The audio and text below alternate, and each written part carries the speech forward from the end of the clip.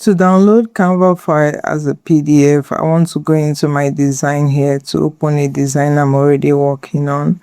I would select my thumbnail document.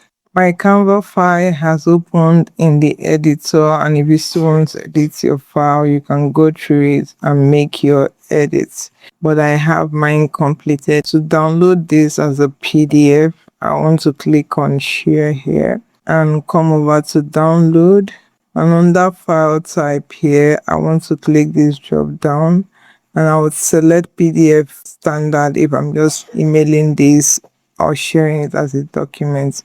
But if I'm going to be printing this, I am going to click on PDF print. This is for digital use, 0 GB color profile.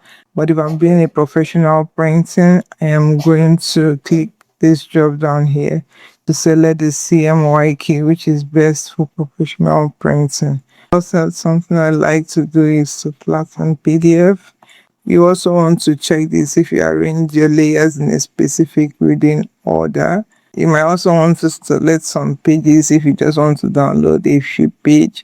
If I did select all pages and select just a few pages I want to download, and I can click on done, and you want to hit on download.